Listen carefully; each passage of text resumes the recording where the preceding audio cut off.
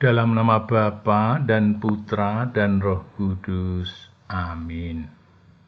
Tuhan bersamamu dan bersama rohmu.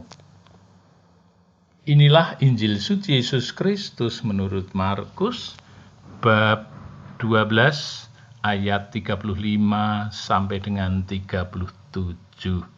Dimuliakanlah Tuhan.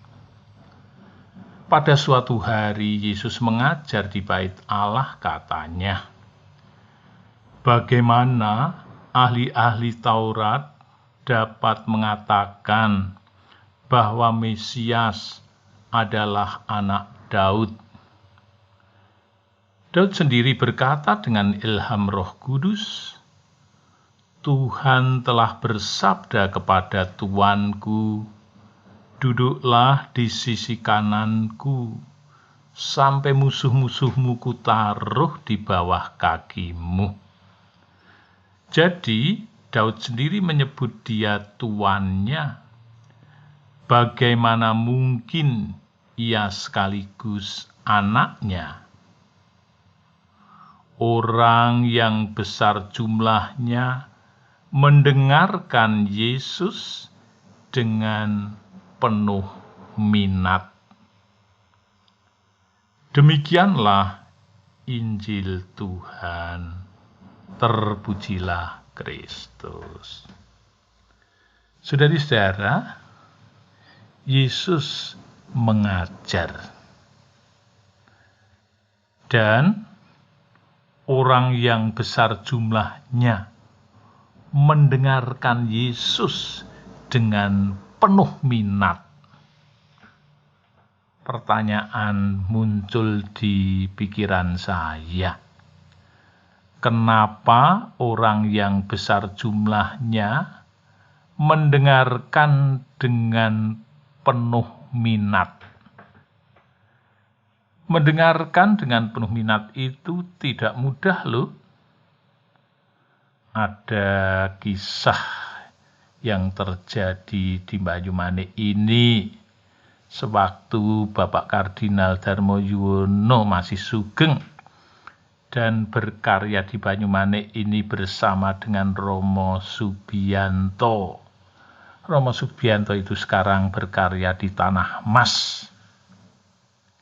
Biasanya setelah makan malam, sebelum masuk kamar masing-masing, mereka selalu duduk bersama, bercerita bersama, sambil nonton TV.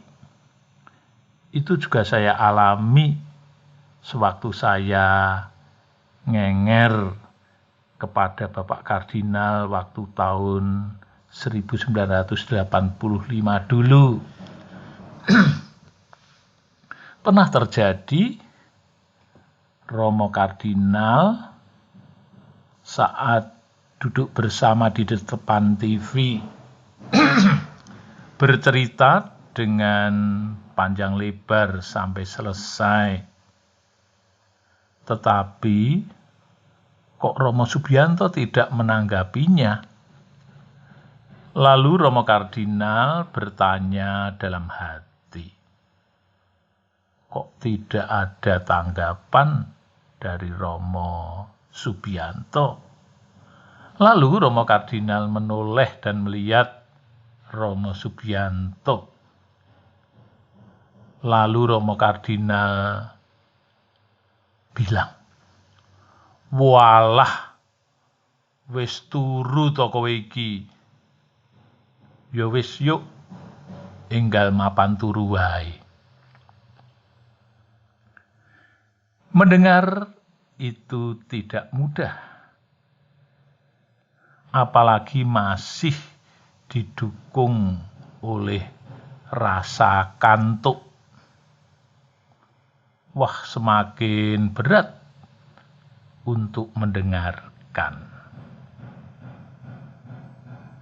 Mengapa Yesus didengarkan dengan penuh minat? Kecuali isi pengajarannya yang sangat berbobot dan berisi, pasti penyampaiannya juga unggul. Saudara-saudara, kalau kita renungkan sabda Tuhan pada hari ini, kita ditanyai juga, sejauh mana saya mampu mengupayakan supaya sesamaku mendengarkan aku. Ada beberapa hal yang perlu kita refleksikan pada diri kita masing-masing.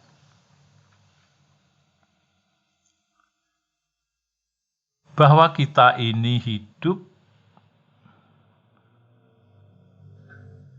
bersama orang lain, bersama sesama kita. Maka perlu adanya perasaan sama-sama peduli dan terlibat. Ikatan batin menjadi kunci hubungan antar pribadi. Maka rasa peduli yang hidup di hatiku akan mengokohkan jembatan yang menghubungkan hatiku dengan saudara-saudariku. Juga perlu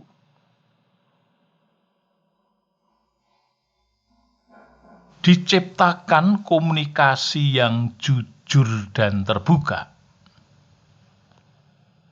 Tidak akan terjadi komunikasi bila tidak ada kejujuran dan keterbukaan di antara dua pribadi. Pendukung terjadinya jalinan hubungan antar pribadi adalah hati yang jujur dan terbuka. Dengan demikian, komunikasi bisa berjalan dengan lancar dan bahkan buahnya yang bisa dipetik, yakni segala penghambat hubungan dengan saudara kita dibuka sehingga diriku semakin leluasa mengekspresikan diri kepada sesamaku atau sesama kita.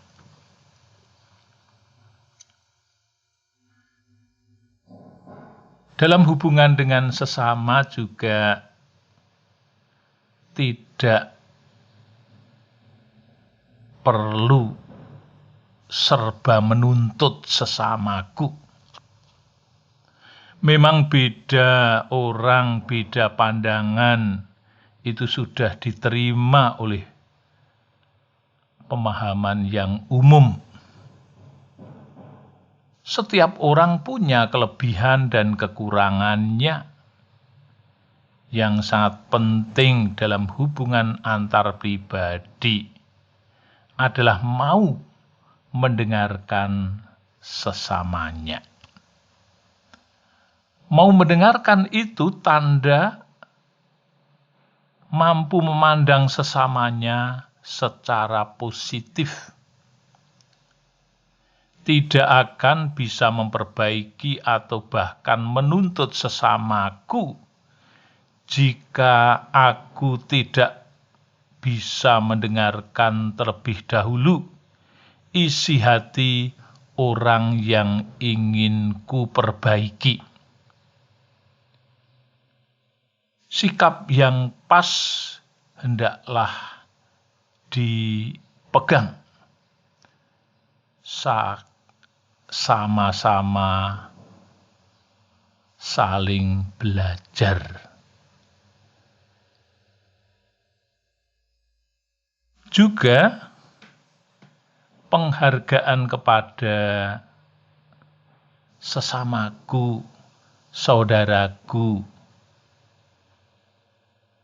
perlu diutamakan.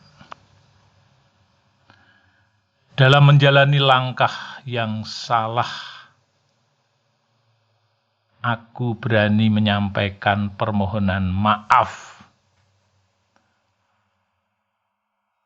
Demikian juga terhadap sesamaku yang melakukan kebaikan dan tindakan yang positif.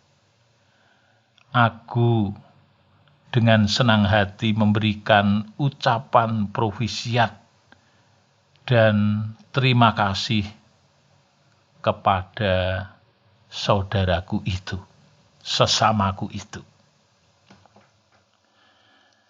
Saudara-saudara, hubungan pribadi yang baik sangat dibutuhkan dimanapun, baik dalam hubungan antar suami istri, bapak ibu dan anak, antar kehidupan bersama di dalam komunitas, baik komunitas bruderan, komunitas susteran, juga komunitas pastoran.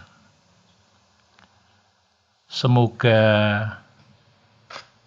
apa yang kita renungkan ini menjadi peneguh kita sanggup menjalani hidup bersama dengan